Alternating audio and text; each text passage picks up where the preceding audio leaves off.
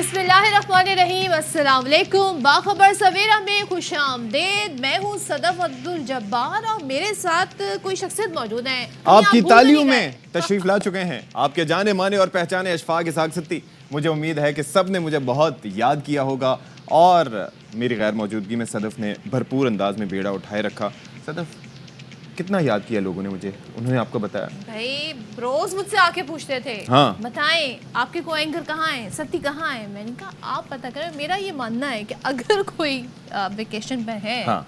तो उसको तंग ना करें, उसे ये या मत याद दिलाएं कि देखो हम ऑफिस से कॉल कर रहे हैं, ऑफिस को ना भूलना। हाँ। तो प्लीज थोड़ा सा ब्रेक जरूरी है। और ऑफिस से वैसे आपकी छुट्टियां कैसे गुजरी? भाई छुट्टियां थी और जाहिर है कि थोड़ा सा काम वाम भी बीच में निकल ही आया था, as you know. That's how you know media people work. लेकिन चक्कर ये है कि इट इज़ इम्पॉर्टेंट और जाहिर है कि आपकी कैपेसिटी बिल्डिंग भी टू बी ऑनेस्ट ज़रूरी होती है। हम बाज़ औक़ात ये चीज़ें भूल जाते हैं कि जिस तरह से सॉफ्टवेयर होता है या हार्डवेयर होता है उसको अपडेट और अपग्रेड करने की जरूरत होती है। मैं आपको एक्चुअली आप सॉफ्टवेयर अपडेट की बात कर रहे हैं। मैं वेलकम बैक करती हूँ आपको। वेलकम बैक टू बाखबर सवेरा। मैं आपको सिर्फ एक तासुर दे रहा था, एक इंप्रेशन दे रहा था। Maybe you had some kind of nightmare. तो कभी-कभार रीइंस्टॉल करने अब आपकी सीट आपका इंशाल्लाह लेकिन बहुत सारी कुछ हैपनिंग हो गई है अशफाक, यकीनन आप भी उनसे वाकिफ हो गए क्योंकि डिजिटल दौर है और ऐसा हो नहीं सकता कि अगर आप छुट्टी पर भी हैं तो आपका मोबाइल जो है ना इट्स फुल ऑफ इंफॉर्मेशन। जितनी सोशल मीडिया ऐप्स हैं उस पर सब कुछ डिस्कस हो रहा होता है, चाहे वो मैशियत हो, सियासत हो। और मज़े की बात क्या हुई है, कल जनाब एशिया कप की ट्रॉफी की रोनुमाई हो गई है। हमारे सामने स्केड्यूल भी आ गया है जो कि 30 अगस्त को पाकिस्तान पहला मैच खेलेगा नेपाल के साथ और गोल टेस्ट का जिक्र भी करेंगे। हाँ जी, गोल टेस्ट में जी ऐसी कुछ सूरत हाल बन गई है चौथे दिन के खेल में कि 131 के ताकुब में पाकिस्तान ने 38 रन बना के 3 विकेट अब तक गवा दी है। बाबर ने 48 बनाए। सॉरी 48। अच्छा दूसरा ये बताएं, आपको लगता है पाकिस्तान जीतेगा? 48। आपको लगता है पाकिस्तान जीतेगा? मैं चाहती हूँ पाकिस्तान जीते। चलें शर्त लगाएं। शर्तें वर्तें नहीं लगा रही, आज का मैच देख के कल बताऊंगी मैं आपको। अच्छा चलें ठीक है। तो भाई उम्मीद है कि आप लोग बिल्कुल ठीक ठाक होंगे, खैरियत से होंगे। अब बहुत तेजी से without wasting any further time, without any ado, let's move towards क्या टॉप स्टोरीज।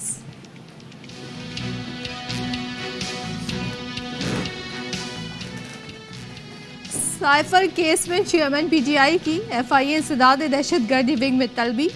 25 जुलाई को एफआईए हेडक्वार्टर्स पेश होने की हिदायत। वजीर दाखिला राना सनाउल्लाह कहते हैं आजम खान का बयान चेयरमैन पीटीआई के खिलाफ चार्जशीट है। IMF का कहना है कि पाकिस्तान में करप्शन पर काबू पाने और गवर्नेंस मजबूत करने के इक़दामात कर लिए। वफाकी काबीना और अफसरान के असासों की जांच पड़ताल भी IMF मुआहिदे का हिस्सा है।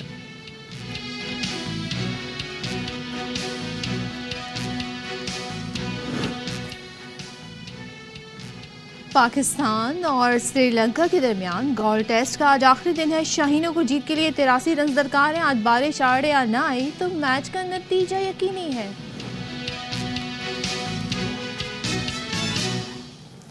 कल जनाब क्या कहना चाह रहे थे? मैं कुछ याद आ गया था। अभी आप याद करें थोड़ी सी। जब मैं ना अपनी जगह भूल गई थी। हाँ। सो मैं जब यहाँ पे आके चाय और पानी का गिलास आया तो मैं तो वैसे आप यहाँ पर बैठ रही थी? हाँ मैं आपकी सीट पे सेंटर में बैठ रही थी, इन बिटवीन लाइक। तो क्या बात है, कोई बात नहीं जी। कैमरे और मुझे अब कैमरे भी भूल गए। सो मैं पीसीआर से दरखास्त करूंगी कि मुझे याद दिलाते रहिएगा बार बार। कैमरामैन ने अपनी बिल्कुल फर्ज शनासी के साथ मुझे ऐसे करके इशारे भी करने शुरू कर दिए। बहुत शुक्रिया जनाब। अच्छा जी, कल क्या हुआ अशफाक?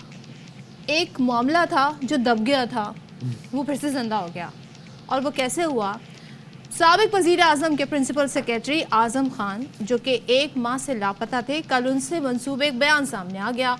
और वो बयान जी उसने साइफर के हवाले से बहुत ज़्यादा इंकशाफ किए हैं। और ये बताया गया है आजम खान के बयान से पता चला है जनाब कि जो साइफर है वो साबिक वज़ीर आज़म ने उनके पास था, उनसे खो गया है।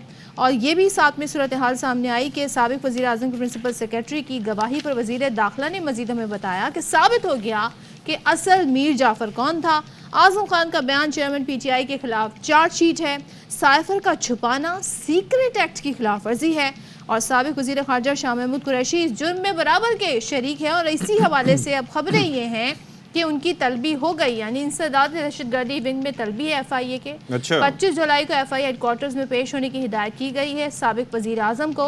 اور اعظم خان کے بیان کے تناظر میں ہی ہوگا۔ اچھا ایک اور چکر یہ بھی ہے کہ وہ یہ فرماتے ہیں جو ان کا بیان ہے کہ میں نے تو بتایا تھا کہ بھائی یہ کافی حساس معاملہ ہے، تو اس طریقے سے سائفر کو کسی جلسے میں یا کسی جگہ لہرانا مناسب نہیں ہے، لیکن پی ٹی آئی چیئرمین کی جانب سے نہیں سنا گیا، پھر جو ہے وہ ظاہر ہے کہ اپنے انداز میں اس کو ایک طریقے سے بیان کیا گیا، اس پہ سیاست کھیلی گئی۔ ہاں جی، اب یہ بات اور پھر وہ جو کاپی تھی سائفر کی جو ان کے پاس تھی وہ غائب ہو گئی موفا میں، یعنی کہ منسٹری آف فارن افیئرز میں ایک اوریجنل کاپی تھی، اوریجنل ورژن تھا اس کا، تو وہ دوبارہ لا کے اس کو ڈسکس کیا۔ اچھا وہ کیونکہ ماریا کا پروگرام انہوں نے انٹرویو دیا تھا پچھلے دنوں، تو میرے خیال میں لاسٹ ایئر کی بات ہے، اس میں انہوں نے خود بھی کہہ دیا تھا ایک میرے پاس تھا، ایک پتہ نہیں وہ کہاں چلا گیا مجھے نہیں معلوم، اور جیسے کہ اشفاق نے بتایا کہ ایک کاپی ادھر تھی ایک کاپی ادھر تھی، لیکن اس وقت بھی سوال اٹھا تھا کہ سائفر ہے، تو سب نے کہا سائفر ہے، لیکن کیا اس سے یہ ثابت ہوتا ہے سازش ہوئی؟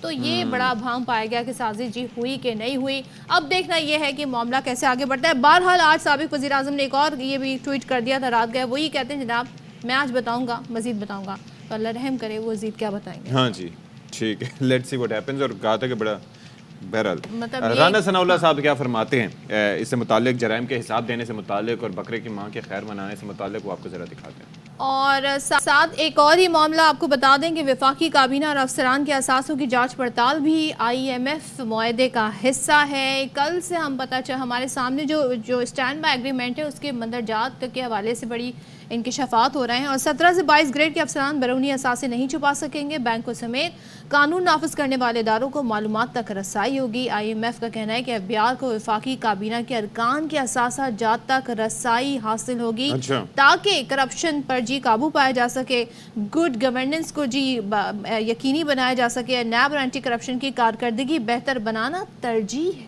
اچھا جی، تو اس صورتحال پہ اب ذرا بات کر لیتے ہیں۔ بیورو چیف اسلام آباد خاور گھمن صاحب علیہ صبح ہمارے ساتھ موجود ہیں، کہ so much Khawar Ghuman for being with us. یہ ذرا بتائیے گا کہ یہ جو اس کے اندر ایک جملہ ہے کہ اب جو ہے وہ 17 سے 22 گریڈ کے افسران نہیں چھپا سکیں گے، تو ایسا کیا ہوگا کہ وہ نہیں چھپا سکیں گے، اور پہلے ایسا کیا ہوتا تھا کہ وہ چھپا پاتے تھے؟ مینز تو بہت سے ہوتے ہیں جن کو چھپانا ہوتا ہے۔ اب دیکھیں جی، یہ ایک بڑا پرانا ایشو رہا ہے کہ یہ جو خاص طور پر یہی ہے کہ جو سول سرونٹس ہیں یا وہ اپنی کوئی پراپرٹیز بناتے ہیں، دائیں بائیں آگے پیچھے کہیں نہ کہیں چھپا لیتے ہیں۔ ظاہر ہے ایک آئی ایم ایف کی طرف سے ایک پرانی شرط رہی ہے کہ اس کو یہ اپنے جو بھی اثاثے بنائے ہیں ان کو ظاہر کریں کسی نہ کسی سطح کے اوپر۔ اب یہاں تو مجھے اچھی طرح یاد پڑتا ہے وہ یہ کہ سالانہ کی بنیاد کے اوپر یہ اپنی جو بھی پراپرٹیز ہیں، اثاثہ جات ہیں، کسی نہ کسی سطح کے اوپر آپ کو ظاہر تو کرنا پڑتے ہیں۔ آپ ظاہر ہے اپنا جو ٹیکس دیتے ہیں اس کی سطح کے اوپر کہیں جمع کروانے پڑتے ہیں۔ اب یہ جو آئی ایم ایف کی طرف سے بتایا جا رہا ہے کہ ان کی ایک خاص شرط ہے، آپ نے بالکل صحیح فرمایا کہ جناب اعلیٰ یہ راستے تو بہت ایک سے زیادہ ہیں، کسی نہ کسی سطح کے اوپر آپ اپنی پراپرٹی چھپا کے رکھ سکتے ہیں۔ اب حکومت اس کے اوپر کیا لائے عمل جو ہے اپناتی ہے کہ کیا کوئی ڈائریکٹری چھپا کرے گی، کس سطح کے اوپر کوئی بیوروکریٹ ہے، ایک ٹاسک فورس بنائی جائے گی جس میں عالمی ماہرین، سول سوسائٹی کے آزاد ماہرین اس کا حصہ ہوں گے، یہ ذرا سی ڈیٹیلز ہمارے سامنے آئی ہیں۔ وہ ہے، لیکن دیکھیں مسئلہ یہ نہیں ہے کہ آپ کے جو سول سرونٹس ہیں ان کی اپنے پراپرٹی کے اوپر نظر نہیں رکھنی۔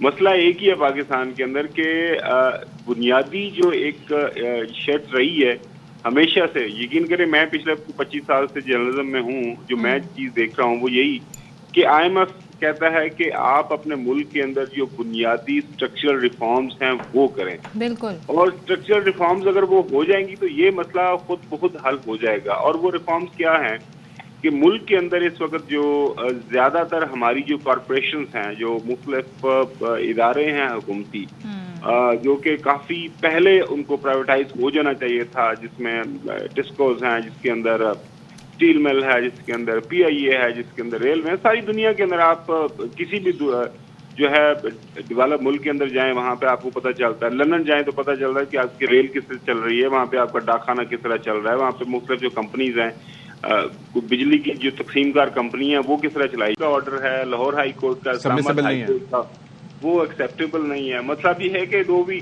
معاملہ، میں وہی عرض کر رہا ہوں کہ اس سارے کے سارے معاملے کو لے کے آپ کو ایک فری اینڈ فیئر اگر آپ نے تحقیقات کروانی ہے تو وہ آپ کو کوئی میرے خیال میں ہائی پاورڈ کمیشن بننا چاہیے. یہی میں سنوں. اگین یہ بہت ایک سینسٹیو ایشو ہے اور اس ایشو کو لے کے میرے خیال میں سیاست نہیں ہونی چاہیے. اگر یو آر ویری رائٹ خبر صاحب. لیکن ون مور تھنگ, آپ یو لیو ان پاکستان, وی لیو ان پاکستان. یہاں پر جو سٹنگ جج صاحبان ہوتے ہیں ان کے بارے میں اگر کوئی بھی جماعت ہو ان کے حق میں فیصلہ نہیں آتا تو وہ بڑی اپنی رائے کا اظہار کرتے ہیں جس طریقے سے کرتے ہیں وہ سب کو پتہ ہے.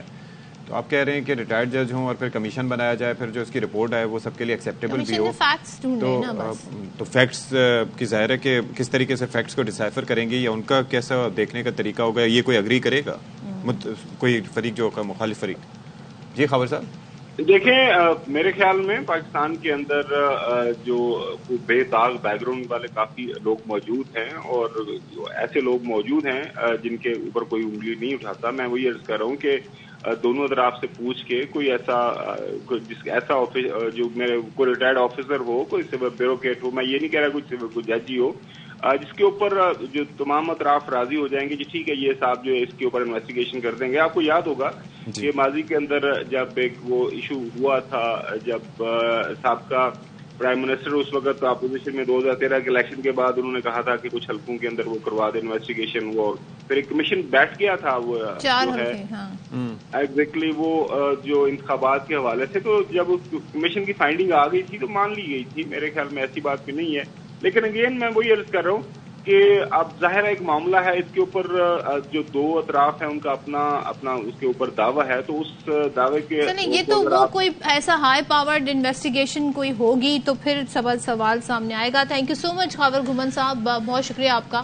اور جناب میرا اس کے اندر یہ ہے کہ کوئی آپ کو یاد ہے اس وقت سابق وزیر اعظم کی جانب سے اس وقت بھی ایک کمیشن بنانے کی بات کی گئی تھی ایک صاحب کو تعینات کر کے. مسئلہ یہ ہے کہ جو پاکستان کا ایک پولرائز سوسائٹی ہے جس کے اندر فرض کریں آپ کو میری بات نہیں پسند, مجھے آپ کی بات نہیں پسند, no matter how good you are, ہم بلیم کریں گے, چیزیں ڈھونڈیں گے, اور تو کوئی اپنا ایک ریپوٹیشن کیوں ٹینٹ کرنے کی کوشش کر دے گا for the sake of that, کیونکہ بھائی کچھ بھی ہو دوسرے فریق نے مجھے برا کہنا ہے. یہ تو پھر ڈیسائیڈ کریں گے کہ ایسا ہونا چاہیے کہ نہیں. لیٹس سی معاملات کیسے آگے بڑھتے ہیں. جی اب جو سیاسی موسم کے بعد اب ذرا ہم اپنے انوائرمنٹ یعنی موسم کی, دنیا کے موسم کی بات کر لیتے ہیں, اپنے ملک کے موسم کے اشفاق. آپ نے کہیں آپ کا بارشوں سے سامنا ہوا؟ جی اسلام آباد میں, پھر اس کے بعد جو میرا گاؤں ہے اس سے تقریباً 60-65 کلومیٹر دور کوٹلی ستیاں ایٹسیٹرا سب جگہ. راولپنڈی میں کل اتنی بارش تھی کہ نالا لئی وغیرہ پورے آپ دیکھیں, آپ رپورٹ کر رہے تھے. اچھا ویسے بات یہ ہے کہ بینگ ان دی میڈیا ہم یہ چیز اکثر دیکھتے ہیں کہ ویسے ایک تاثر ہوتا ہے کہ پورا شہر ڈوب گیا, تو ظاہر شہر بہت بڑے ہوتے ہیں اور ایسا نہیں ہوتا, لیکن اتنی بارش جب ہوتی ہے تو ان کا اثرات لازمی طور پر. لیکن what difference did you feel کہ جب بارش اتنی وہاں ہوتی ہے اور بارش اتنی یہاں ہو تو کیا ہوتا ہے؟ فرق یہ ہے کہ وہاں بارش زیادہ ہوتی ہے, زیادہ پانی آتا ہے, پھر زیادہ پانی فوراً چلے جاتا ہے. یہاں پر زیادہ پانی ہمارا مہمان بنتا ہے کئی دن تک, پلس سڑکوں کا جو نظام ہے وہاں پر مہمان وہ بلائے جان ہو جاتا ہے, تو زحمت بن جاتا ہے وہاں پر. ایک تو یہ ہے کہ موسم خاصا خوشگوار ہو جاتا ہے بارش کے بعد, یہاں پر تھوڑا سا حبس بڑھ جاتا ہے. پلس ہم لوگ پریشان ہوتے ہیں کہ جی بجلی کی فراہمی معطل ہو جائے گی, یہ چیزیں. وہاں پر اگر بجلی جاتی بھی ہے تو یہ ایشوز نہیں ہوتے, بیکاز اب دیکھیں گاؤں دیہات میں صدف آپ سوچئے کہ مسلسل بارش ہو رہی ہے, طوفانی بارش ہو رہی ہے اور لائٹ آپ کی موجود ہے.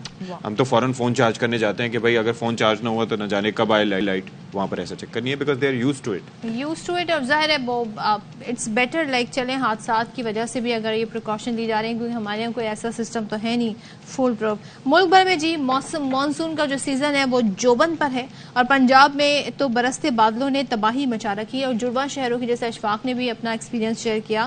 راولپنڈی اسلام آباد میں بھی ہم نے دیکھا کافی زیادہ بارش ہوئی ہے, اور زیر تعمیر انڈر پاس کی دیوار گرنے سے 12 مزدور بھی جاں بحق ہوئے. راولپنڈی میں نالا لئی کی سطح خطرناک حد تک بلند ہو گئی تھی, اور شہر میں 200 ملی میٹر بارش ہوئی جس نے ایک خوفناک صورتحال پیدا کر دی. نالا لئی کی سطح بلند ہونے پر خطرے کے بھی سائرن بجائے گئے. جبکہ لاہور کی بات کریں تو لاہور میں بھی بارشوں کا سلسلہ جاری ہے, اور بارش کے دوران کرنٹ لگنے سے 3 مختلف واقعات میں 2 بچوں کے بارے میں بتایا جا رہا ہے. 2 بچوں سمیت 4 افراد جاں بحق ہو گئے. اسی طریقے سے دیگر علاقے بھی ہیں جہاں پر یہی صورتحال ہے. اچھا یہ زیادہ تر نقصانات اللہ تعالیٰ رحم فرمائے وہاں ہوتے ہیں جہاں پر انفراسٹرکچر آپ کا ویک ہوتا ہے. ظاہر ہے کچے مکان ہوں گے, اب بارش ہوگی تو کیسے وہ بیچارے غریب جو ہیں وہ بمشکل اپنا سر چھپانے کے لیے چھت جو ہے ان کے پاس ہوتی ہے. اب اس پر ذرا بات کر لیتے ہیں. راولپنڈی سے ہمارے ساتھ موجود ہیں بابر ملک صاحب اور لاہور سے ہمیں الماس احمد خان. تو راولپنڈی سے سٹارٹ کرتے ہیں. بتائیے گا بابر بھائی کہ کیا صورتحال رہی کل؟ آئی وٹنس دیٹ ٹو. جو صورتحال تھی بارش شدید تھی، لیکن پھر یہ دیکھا تھا کہ دوپہر کے بعد بارش کا سلسلہ کچھ تھم گیا تھا، پھر اس کے بعد آئی تھنک دوبارہ ریزیوم ہوا ہوگا. کیا سچویشن رہی؟ بہت شکریہ اشفاق اسحاق ستی صاحب. راولپنڈی اور اسلام آباد میں اس حالیہ مونسون کا جو سپیل چل رہا ہے، اس میں ہیوی رین تھی. یہ تقریباً 200 ملی میٹر مجموعی طور پر بارش ریکارڈ کی، جس کے باعث میں گوالمنڈی کے برج پہ کھڑا ہوں. یہ 19 فٹ تک اس کی سطح بلند ہوئی. اگر 2 فٹ اور ہو جاتی تو تقریباً 3-4 کالونیز کو اس نے اپنی لپیٹ میں لینا تھا. اس کے ساتھ ساتھ جو پیر بدائی کا برج ہے اس کے دونوں طرف اور تھانہ رتامرال اور گوالمنڈی کے ایریا میں آتے ہیں، وہاں تو لوگوں نے تعمیراتی مٹیریل ڈال کے لئی کو تنگ کر کے وہاں پہ باقاعدہ ٹرانسپورٹ کے اڈے بنائے. تھانہ گنج منڈی کے بالکل عقب میں پولیس کے سامنے یہ ہوتا رہا. وہاں سے پانی کچھ علاقوں میں داخل ہوا، لیکن گوالمنڈی میں صورتحال نارمل رہی کیونکہ بارش بہت زیادہ تھی. اندرون شہر پانی جس فلو سے اوپر آیا اور نکاسی آپ کا نظام انتظامیہ کا دعویٰ بھی تھا کو بہتر تھا، تو پانی اس فلو سے چلا بھی گیا.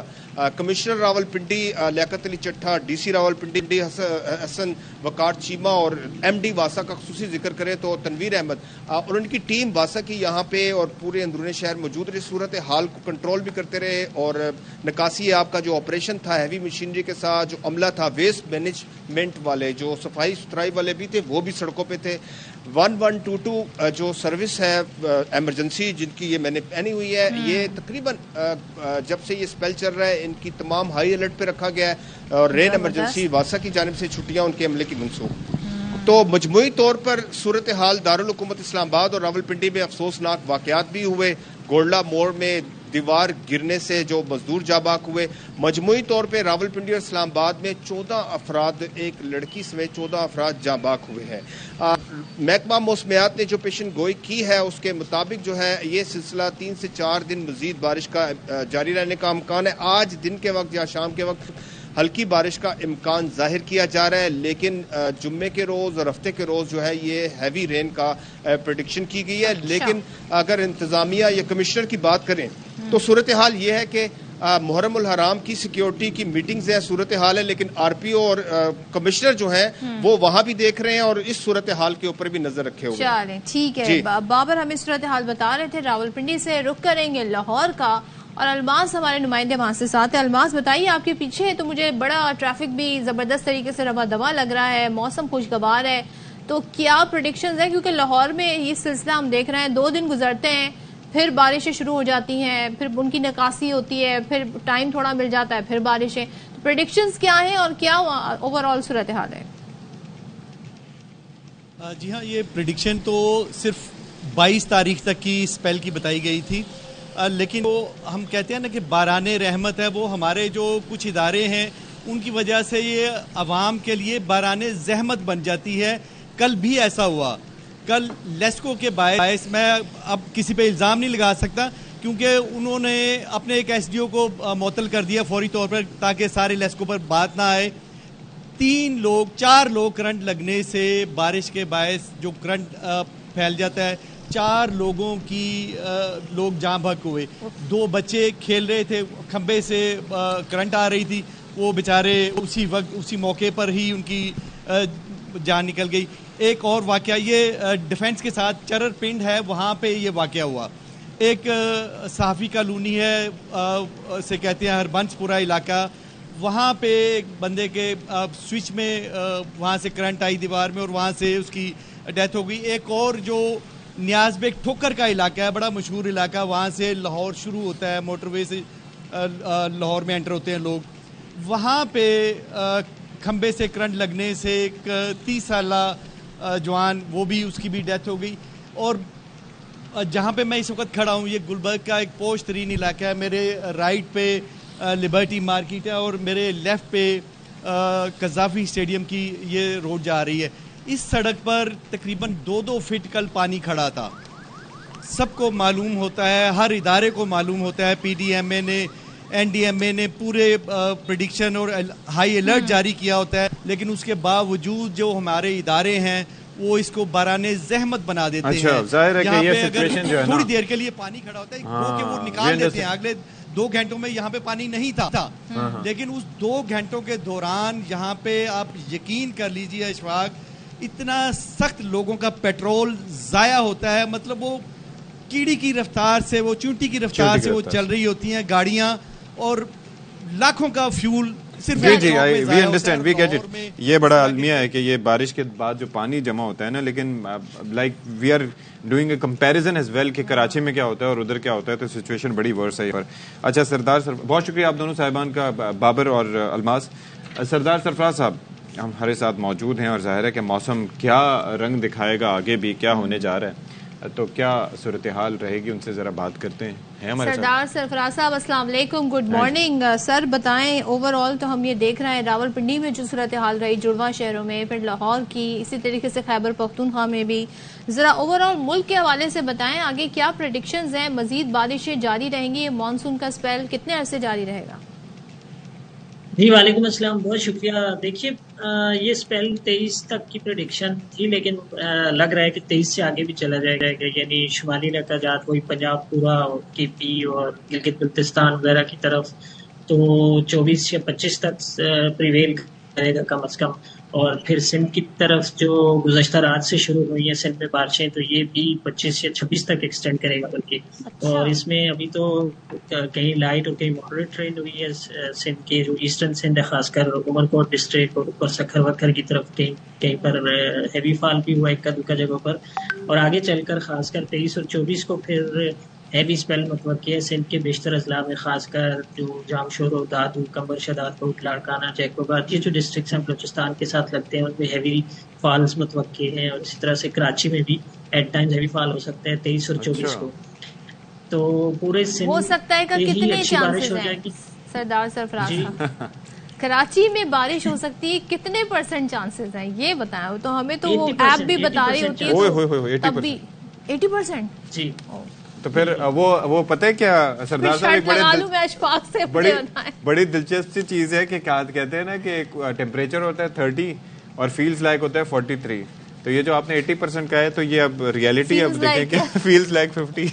کراچی والے اپنے آپ کو بہت انلکی تصور کرتے ہیں. میں بتاتا ہوں نا جی کہ ایز آف کرنٹ کنڈیشن, یعنی ایز آف ٹوڈیز کنڈیشن, اور بالکل ایز آف کرنٹ کنڈیشنز کی بنیاد پر ہم بات کرتے ہیں, تو اس کے مطابق تو بالکل 80% چانسز ہے کہ اچھی بارش ہو جائے گی. سردار صاحب لاسٹ ٹائم پتہ ہے کیا ہوا تھا, وہ جب سوری آپ کی بات کر رہی ہوں, آپ کی پریڈکشنز کی وجہ سے میں اب اشفاق سے شرط لگانے لگی ہوں, یہ مجھے پیزا کھلائیں گے. چلیں وہ بارش ہونے پہ, ہاں بارش ہونے پہ, بارش ہوگی تو میں کھلاؤں گا, اور نہ ہوئی تو آپ کھلائیں گی. نہیں وہ میں نے نہیں کہا, ون سائیڈڈ شرط نہیں ہوتی. اچھا ایک چیز مجھے بتائیں سردار صاحب, لاسٹ ٹائم جب وہ طوفان آ رہا تھا نا, وہ بیپر جو ہے, ایک تو نام اس کا زندگی میں پہلی دفعہ سنا تھا, سمجھ ہی نہیں آتا تھا. اس وقت جو پریڈکشنز تھی بارش کی, ہم نے کہا اللہ کرے بچت ہو جائے, لیکن ایکسٹرا بیسن لا کے لوازمات کے پکوڑے بنیں گے, ہلکی سی بارش ہوگی. اس نے چھو تک نہیں گزری. کیا ہوا اس بیسن کا؟ کچھ بھی نہیں ہوا. دیکھیے اس میں تو ہاں سوری کراچی کے لیے تو اس میں اس بیپر جو ہے کہ کیس میں کراچی کے لیے تو بارش کی پریڈکشن تھی نہیں. مطلب آپ اگر فالو کرتے رہے ہوں, ہاں وہ یہ تھا کہ اگر کنڈیشنل ہوتا ہے نا کہ اگر کراچی کی طرف یا کراچی کے نزدیک سے کراچی کی طرف اگر خدا نخواستہ ہٹ کرتا تو پھر تو بہت زور کی بارش ہوتی, لیکن اگر قریب سے بھی گزرنے کا اس کا ہوتا تو پھر بارش ہوتی. تو آپ نے اگر دوبارہ آپ نکال کے دیکھیے وہ ساری ایڈوائزری, تو اس میں رین کی پریڈکشن کراچی کے لیے نہیں کی گئی تھی. یہ تھا کہ جی جو ہمارا ساؤتھ ایسٹ سندھ ہے وہاں کے قریب سے گزرے گا تو وہاں پر کافی ہوئی تھی. جی اور آپ نے دیکھا کہ 376 ملی میٹر بارش ہو گئی تھی نگر پارک میں. ظاہر ہے ہم تو یہ بھی کہتے ہیں کہ جو ہمارا انفراسٹرکچر ہے, صدف اپنے جو ہے وہ گیجٹس نکال کے دیکھ رہی ہیں کہ آج کیا میں اپنے موبائل پہ ایپ پہ چیک کر رہی ہوں ویدر پہ. سردار صاحب ہمارے ساتھ بیٹھے ہیں اور آپ ان ایپس پہ بھروسہ کر رہی ہیں. میں دیکھ رہی ہوں سنڈے 40%, منڈے جو ہے 50% چانسز ہے, اور کل فرائیڈے کے لیے 30% چانسز ہے. ٹھیک ہے جی, آپ کا بہت شکریہ صدف عبد الجبار فار موسم کی پریڈکشن. سردار صاحب آپ کا بھی بہت شکریہ sir, thank you so much for being with us, اور آپ نے معلومات ہمیں دی. ظاہر ہے بھائی بات یہ ہے کہ کراچی میں رہنے والے نہ زیادہ بارش افورڈ کر سکتے ہیں نہ زیرو بارش افورڈ کر سکتے ہیں, تو ہمیں ہلکا پھلکا جو ہے نا ایک ہومیوپیتھک ٹائپ کا ہلکا پھلکا راگ اسپیل چاہیے ہوتا ہے. موسیقی کا تڑکا, you know what I mean, we all need rain, اچھا موسم, ابر کرم, ساری چیزیں چاہیے ہوتی ہیں. لیکن یہ ہے کہ گانا اگر آپ گائیں سریلے آواز میں اچھے موسم کو دیکھ کے, تو وہ درد بھری آواز میں تبدیل ہو جاتا ہے سڑکوں کی صورتحال دیکھ کے. تو یہ نہیں ہونا چاہیے. گانا گائیں نہیں, گانا سن لیں تو زیادہ بہتر. میری آواز اچھی ہے نا. بریک لے لیتے ہیں, بریک کے بعد واپس آتے ہیں.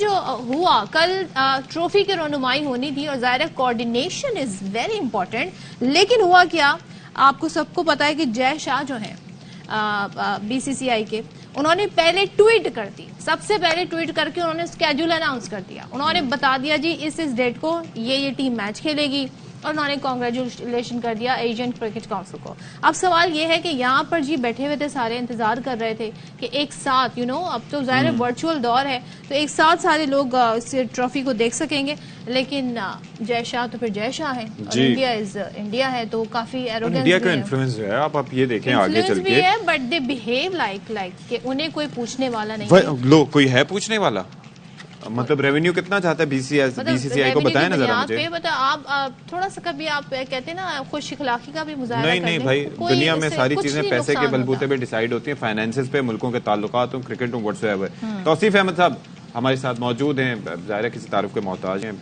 توصیف صاحب, جو سچویشن ہے, ایک تو سب سے پہلے ہم ذرا پہلے بات کر لیتے ہیں گال ٹیسٹ کے حوالے سے, فار دیٹ میٹر, کہ بھائی ابھی بابر اعظم آؤٹ ہو گیا. اچھا میں یہ تذکرہ کر رہا تھا, آپ تو آف اسپنر ماشاءاللہ رہے ہیں, لیکن یہ بابر اعظم کے حوالے سے وداؤٹ کرٹیسائزنگ یہ تھوڑا سا رہا ہے کہ he struggled against the slow left armers, تو ایسا ہی آج بھی ہوا. جی ہاں, بالکل صحیح کہا آپ نے, اور میں یہ کہہ رہا ہوں کہ آپ اگر یہاں پہ نہیں بھی ہو نا تو آپ کمنٹری میں جا سکتے ہیں, آپ اچھا اینالائز کرتے ہیں. ارے سچ کمپلیمنٹ. اور جو ہے آپ ایسا کوئی نہیں ہے, آپ اے آر وائی کو بتا دیں کہ میں کمنٹری میں بھی جا سکتا ہوں. کہا جی ہاں بالکل, یہ پرابلم صرف بابر کے ساتھ ہی نہیں رہی, بابر کے ساتھ زیادہ ہے یس, لیکن ہماری پوری ٹیم کے ساتھ یہی پرابلم رہی ہے کافی عرصے سے. جو ٹیم اسپنر کو کھیلنے کی ماسٹر ہوتی تھی کبھی, تو وہ پرابلم میں بہت آتی ہے, تو یہ ہمارے لیے مشکلات ہے. بٹ آئی تھنک 130 رنس کے اندر بھی آپ بیٹھ کے اور میں بیٹھ کے کہہ رہے ہیں جی اب کیا ہونے والا ہے, بس ابھی ایسا ہو جائے ایسا ہو جائے. آئی تھنک میرا خیال ہے کہ ہم نے کرکٹ بڑی اچھی کھیلی ہے, ابھی اس ٹیسٹ میں بھی بڑی اچھی کرکٹ کھیلی ہے, تو ہمیں بجائے اس کے کہ اتنا ویلڈ ہونے کے, فاسٹ بولنگ اور اسپنر اس وقت ڈومینیٹ کر رہے ہیں ہم دونوں میں اسی ٹیسٹ میں. بٹ ہم جے سوریا سے اتنے پریشان ہوئے ہیں کہ جیسے پتہ نہیں کیا مشکل آ گئی ہے. دیکھا ہے ہمارے پیچھے دو گریٹ ینگسٹر نے اتنی بڑی بڑی اننگ کھیل کے پاکستان کو اس پوزیشن میں لے آئے, اور کہیں 200-250 رنز ہوتے تو شاید ہمارے لیے بڑی مشکلات ہوتی. آئی تھنک میرا خیال ہے اس کا پہلے کے لیے بہت اچھا کھیل رہے ہیں, اور اٹیک تھوڑا سا کریں, اٹیک کریں. اور سعود شکیل نے 200 بھی بنائے, جو ڈبل سینچری سکور کی, بڑی انہیں داد ملی کہ سری لنکا میں وہ کام کر دکھایا جو کسی نے نہ کیا. اب ان کے اوپر پریشر ہوگا یقیناً, تو آپ ان سے آج کیا ایکسپیکٹیشن رکھی جائیں پھر؟ دیکھیے ہماری پرابلم کیا رہی ہے, ہم کافی ٹائم سے بس بابر ہی کر رہے تھے. جی جی. اور اب ہم سعود شکیل یا آغا سلمان ان کی بات کرتے ہیں, بیچارے کو 2 ہی دن تو ہوئے سعود شکیل کو. میرا خیال دیکھیے یہ سب کو کمبائنڈ ایفرٹ دینے ہیں, اور ہمیں مشکلات ہو رہی تھی پہلے مڈل آرڈر میں, چونکہ ہم خیر غلطیاں ابھی اس کو ہم گنائیں گے تو بہت. اور ایک اور چیز ہے نا کہ اب میچ جاری ہے, ظاہر ہے کہ ہم جو ہمارا مائنڈ سیٹ ہے وہ تو آبویس ہے نا کہ ہم ابھی بیٹھ کے اگر دعا کریں تو دیٹ مینس کہ ہمیں پتہ ہے کہ کتنی فریجائل ہو سکتی ہے ہماری بیٹنگ لائن, تو دعا کرتے ہیں کہ ایسا نہ ہو. اچھا ایشیا کپ کے حوالے سے جو ساری چیزیں ہیں, تو صدف اور میں ابھی یہی ڈسکس کر رہے تھے کہ بھائی, اور میں ظاہر ہے دیکھتا ہوں ایک چیز کہ ملکوں کے تعلقات ہوں, تو اب وہ کوئی نہیں ہوتا کہ فلاں ہمارا دوست ہے, فلاں کچھ ہے, کس کے ساتھ آپ کے کتنے مفادات ہیں. اسی طریقے سے بی سی سی آئی کی سنی جاتی ہے اس لیے کہ وہ بگ 3 میں آتے ہیں, ریونیو جنریٹ کر کے دیتے ہیں, اور ریونیو اس کے پاس جاتا بھی زیادہ ہے. یہاں پر بھی اسی لیے اس کی ہٹ دھرمی, منمانی اور ساری چیزیں ہو رہی ہیں, چل رہی ہیں اس کی. ڈو یو ایگری سر؟ یہ بالکل صحیح کہا آپ نے, اور یہ اب سے نہیں, کافی پہلے آپ کتنا بھی کہتے ہیں نا کہ ہم یہ کروا دیں گے, یہ کروا دیں گے, آپ کچھ نہیں کر پا رہے. اور اس کی وجہ ہے یہ آپ کرکٹ میں آپ کے ساتھ دینے والے ایشیا کے ملک بھی آپ کے ساتھ سچ نہیں کر رہے, اور وہ ڈومینیٹ کر رہا ہے, پیسے کی بلبوتے پہ کر رہا ہے. اب دیکھیے نا کل جیسے انہوں نے خود ٹویٹ کر کے سارا کچھ اناؤنس کر دیا, ہم دیکھتے رہ گئے وہاں پہ کہ ہوا کیا ہے. تو وہ تو کسی حال میں بھی لیکن اس میں آئی سی سی کا کردار جو ہے نا بہت ہی ورسٹ, بہت ہی گندا کہوں تو سوری ٹو سے, بہت گندا کردار ہے. مطلب آئی مین ٹھیک ہے ہمیں آپ نے کرکٹ میں اتنا پیچھے پھینک دیا سارا کچھ ہوا بٹ تھوڑا تو آپ دیکھو اس چیز کو کہ کیا مطلب ہم اپنے ایشیا کپ ہمارا ہے ٹرن اس دفعہ اور ہمیں ڈومینیٹ کرنا چاہیے اس پہ ہم پہ ڈومینیٹ کرنا چاہیے. یہ ایک بلنگ کا ان کا کردار رہا ہے اور اے سی سی سے بھی پہلے انہوں نے ٹویٹ کر دی. یہ بتائیں اب ذرا ہم اب کیا کریں, یہ ہائبرڈ تو ہم نے ایک ماڈل پیش کیا تھا جس کے تحت یہ اب میچ ہو رہے ہیں. پاکستان میں نہیں کھیلے گا انڈیا, اب ظاہر اسکیڈول سے بھی ساری صورتحال سامنے آ گئی. پہلا میچ نیپال سے ہے, پھر اسی طریقے سے میچ آگے بڑھیں گے, 30 سے اگست سے شروع ہونا ہے. تو سر اب ہم کیا دیکھ رہے ہیں, کون سی آپ کے خیال میں اسٹرانگ ٹیمز آپ کو نظر آ رہی ہیں ایشین کرکٹ ورلڈ کپ کے لیے؟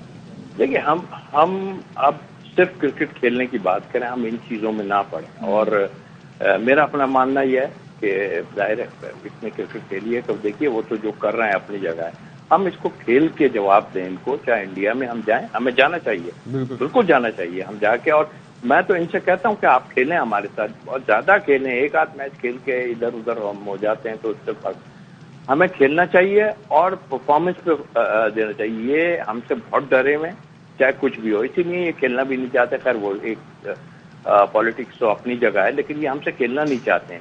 جہاں تک کرکٹ کا ڈالو, ظاہر ہے ایشیا میں جو ہے وہ یہ ہو رہا ہے سارا کچھ, تو ڈومینیٹ تو ایشین ٹیم کو کرنا چاہیے. بٹ آئی تھنک میں سمجھتا ہوں کہ ہم لوگوں نے کسی اور چیزوں پہ فوکس کیا ایشین ٹیموں نے, اور گورے اس میں بہت ہو گئے. انہوں نے ایشیا میں ٹور کر کے جو اسپن پہ اتنا پھنستے تھے اور ان سے نہیں کھیلا جاتا تھا, وہ اب ایشیا میں آن کے بھی ڈومینیٹ کرنے لگے. تو آئی تھنک میں پاکستان انڈیا کی تو بات کروں گا ہی, لیکن اس میں آسٹریلیا کو بھی میں کہوں گا. اور پھر جو انگلینڈ جو ہے وہ جو ہے ہمارا ورلڈ کپ میں آنیسٹلی کہ انہوں نے کرکٹ کو بہت چینج کیا ہے. ابھی بھی ہم دیکھ لیں کہ وہ دونوں ایسی سیریز ہو رہی ہیں, انہوں نے کس طرح کی کرکٹ کھیلی. بالکل. چلیں, تھینک یو سو مچ توصیف احمد صاحب فار بینگ ود اس. اور بس یہ ہے پیوستہ رہے شجر سے, امید ہے باہر بات جو گئی نا توصیف صاحب نے, انہوں نے کہا جی پیٹی ایشوز میں نہیں ہونا چاہیے, کھیل پر توجہ دیں, اسی طریقے سے آپ اپنی پرفارمنس بہتر کر سکتے ہیں. تو ہم تو یہی کر رہے ہیں, لیکن جہاں غلط ہو رہا ہے اسے پوائنٹ آؤٹ کرنا ضرور چاہیے اور اس پہ پروٹیسٹ بھی کرنا چاہیے طریقے سے. آپ کو اس وقت زبردستی آپ کو خبر دے دیں جناب کہ ٹیپو سلطان اور شاہ جہاں آج پاک بحریہ کا حصہ بنیں گے. پاک بحریہ میں شمولیت کی تقریب میں وزیر دفاع خواجہ آصف مہمان خصوصی ہوں گے, اور اس سے پہلے بحری جہاز تغرل اور تیمور پاک بحریہ میں شامل ہو چکے ہیں, اور دونوں جہاز 054 الفا تغرل کلاس فریگیٹس چین میں تیار. اچھا جی, تو یہ کلیئرٹی آگے جی, یہ فریگیٹس ہیں بیسیکلی پاکستان تیار کرتا ہے, چائنا کے ظاہرے کے اشتراک سے وہاں پر ہوتا ہے, اور یہ الفا کلاس کے ان فریگیٹس کی تعداد جو ہے وہ اب 4 ہو جائے گی. لیکو رحمان ہمارے ساتھ موجود ہیں مزید اس پر روشنی ڈالنے کے لیے, ہمیں آگاہ کرنے کے لیے. Thank you so much. لیک بتائیے کہ ذرا اس سے متعلق. جی اشفاق, بالکل یہ ایک بڑی خبر ہے. اس سے پہلے 2 054 الفا کلاس کے فریگیٹس پاکستان بحریہ کا حصہ بن چکے ہیں, اور مزید 2 شامل ہو جائیں گے. بنیادی طور پر یہ گائیڈڈ میزائل فریگیٹس ہیں جو بیک وقت فتحیاب, زیریاب اور فضا میں جنگ لڑنے کی صلاحیت رکھتے ہیں. تغرل کلاس فریگیٹس لو ریڈار آبزرویبلٹی کے باعث دشمن کے لیے زیادہ مہلک بھی ہیں, ورٹیکل میزائل لانچنگ سسٹم سے لیس ہیں. بنیادی طور پر کثیر المقاصد جہاز ہیں یہ, جن میں جدید ترین حربی سامان اور سینسر لگائے گئے ہیں, اور اس میں سطح سے سطح پر مار کرنے میزائلوں کے ساتھ ساتھ سطح سے فضا میں مار کرنے والے میزائل بھی شامل ہیں. سب میرین وارفیئر اور کامبیٹ مینجمنٹ سسٹم کے ساتھ ساتھ تغرل کلاس فریگیٹس بھی خود کئی خطرات سے نمٹ سکتے ہیں. 134 میٹر طویل 42,000 ٹن ڈسپلیسمنٹ کے ساتھ تغرل کلاس فریگیٹس کی رفتار 27 ناٹیکل مائل ہے. سب میرین وارفیئر کے لیے بھی 9ZEC ہیلی کاپٹر متعین ہوں گے اس پر, اور اس سے پاک بحریہ کا جو میری ٹائم سیکیورٹی اور جو دفاعی امور ہیں ان میں مزید بہتری آئے گی. ٹھیک ہے, تھینک یو سو مچ. لیکو رحمان ہمیں بتا رہے تھے, اور دیکھیں دفاع وطن کی طرف ہم گامزن ہیں, اور اس کو مزید مضبوط اور مستحکم بنانے کے لیے اب اندازہ کیجئے کہ بھارت کتنا انویسٹ کر رہا ہے. جی بلو واٹر نیوی, یہ وہ ایئر کرافٹ کریئر, لیکن ہمیں پتہ ہے کہ ہماری ریکوائرمنٹس کیا ہیں, ہمارے سمندروں کی ریکوائرمنٹ کیا ہے, ہماری فضاؤں کی ریکوائرمنٹ کیا ہے, زمینی ریکوائرمنٹ کیا ہے. تو اسی کو سمندر کی ریکوائرمنٹ کو مد نظر رکھتے ہوئے یہ جو ایک گائیڈڈ میزائل فریگیٹ ہیں یہ لائی گئی ہیں. بیسکلی 4 ان کی تعداد ہوگی, اور بڑا زبردست جی, surface to surface, surface to air and surface to submarine. یہ سب میرین چینی ماہرین بھی کہتے ہیں جناب کہ جو تغرل کلاس فریگیٹس ہیں یہ جنگی صلاحیتوں کے باعث اپنے مد مقابل جہازوں سے کہیں آگے ہیں. بالکل زبردست, یہ آج یہ اچھی زبردست خبر آئی ہے. बिस्मिल्लाहिर्रहमानिर्रहीम, अस्सलाम वालेकुम नाज़रीन करम। 10:06 हो चुके हैं पाकिस्तान के मायारी वक्त के मुताबिक। मैं आपका जाना माना पहचाना अशफाक सत्ती मेरे साथ मौजूद हैं। 10:04 निस्बतन मेरी घड़ी जो है 2 मिनट आगे। वाकई ये किसी ने मेरे छेड़छाड़ की मेरे इस लैपटॉप के सॉफ्टवेयर के साथ, इसको अपडेट करने की कोशिश की। घड़ी में आपकी ऑटोमेटिकली नहीं टाइम अपडेट हो रहा? अच्छा, मैंने देखा था, मैंने इस पे फिर भरोसा किया, मैंने कहा लेट्स गो डिजिटल। तो ये है। बहरहाल बात यह है कि मैच के हवाले से आपको अपडेट कर लूं। 102 रन हैं अब से कुछ देर पहले तक, बिकॉज जाहिर है पाकिस्तान को भी 29 रन की ज़रूरत है। स्क्रीन पे जो है वो let's see what happens, TV पे इस वक्त क्या चल रहा है मैच वो एक अलग कहानी है। और 4 विकेटें पाकिस्तान की गिरी हुई हैं, तो मुझे ये लगता है कि हम बगैर कोई विकेट गंवाए इंशाअल्लाह ताला ये मैच जीत सकते हैं जी। और 29 रन अब दरकार है हमें। जी कुछ ऐसी सूरत हाल है। सो देखते हैं जी क्या सूरत हाल बनती है। आप अच्छा अशफाक इसाक सत्ती के साथ मैं सदफ अब्दुल जब्बार 10 बजे मैं कहने वाला था आपकी तारुफ के मोहताज 10 बजे के सेगमेंट में हम आपके साथ मौजूद हैं। और इस सेगमेंट में बहुत सारी बातें होती हैं जिसमें आपकी सेहत से रिलेटेड, सेहत-ए-आमा से मुतालिक, महंगाई को भी हम जरा पकड़ने की कोशिश करते हैं कहाँ कहाँ इसने पड़ लगाए हुए और ये उड़ती चली जा रही है। तो ये जी लोगों की जेबें जो है खाली, क्या अब तो जेब खत्म ही हो गई। जेब का तस्वुर, पॉकेट का कोई तस्वुर ही नहीं रहा है अब। सो वॉलेट भी किसी का आप देखें, मैं किसी और के वॉलेट की बात नहीं कर रही, अपना देखें, अपना वॉलेट भी देखें तो कैश बहुत कम होता है। कैश आता है तो पता नहीं अशफाक यूं उड़ जाता है। क्या क्या ये भाई बात ये है कि अगर किसी बड़े बूढ़े से पूछें तो वो आपको कहेगा कि बेबरकती बहुत हो गई है। वैसे हम कहें तो इन्फ्लेशन बढ़ती जा रही है। इन्फ्लेशन प्लस प्राइस कंट्रोल का मैकेनिज्म ना होने के बराबर। वो ये बताते हैं बड़े बूढ़े कि 2 रुपए में और 10 रुपए में पता नहीं क्या क्या कर लेते थे, क्या क्या पूरा दिन पूरे हफ्ते निकाल लेते थे। पता नहीं कौन सा दौर। उसमें से कुछ एग्जैजरेशन भी होती होगी नहीं? तब वो बकायदा वो आपको हिसाब किताब करके बताते थे कि इतने का ये, इतने का ये, इतने। लेकिन बहरहाल अब जितनी तेजी से, पहले ये होता था कि अब 10 साल पहले की कहानी बयान करते थे, अब आप 1 साल के अंदर जितने अप्स एंड डाउन्स होते हैं तो वो सारे बयान कर सकते हैं। डॉलर के हिसाब ले लें, पेट्रोल का हिसाब ले लें। उस दिन हमारी एक रिपोर्ट चली तो उसमें 1992 को लिखा हुआ था कदीम दौर में, तो आई वाज सो शॉक्ड। मैंने कहा यार 1992 कदीम दौर हो गया, तो उस वक्त के या उससे थोड़े पहले पैदा होने वाले कहाँ जाएं? उस हिसाब से हम भी कदीम हुए। तो बहरहाल एक खबर है, वो आप तक शेयर कर लें। क्वेटा में वकील कत्ल केस का मामला है। सुप्रीम कोर्ट में चेयरमैन पीटीआई को पीर के रोज ज़ाती हैसियत में तलब कर लिया है। दौरान समात लतीफ खोसा की जानिब से केस की कार्रवाई रोकने की इस्तदा भी की गई है। और राजा मोहसिन एजाज हमारे साथ मौजूद है, मजीद तफसीलात देंगे। तो मोहसिन बताइएगा क्या मजीद आपके पास डिटेल्स है? देखिए, सुप्रीम कोर्ट ऑफ पाकिस्तान की तरफ से चेयरमैन पीटीआई को कोयटा वकील कत्ल केस में ज़ाती तौर पर तलब कर लिया गया है और उन्हें ये हिदायत की गई है कि वो पीर के रोज सुबह 10 बजे सुप्रीम कोर्ट ऑफ पाकिस्तान के 3 रुकनी बेंच के सामने पेश हों।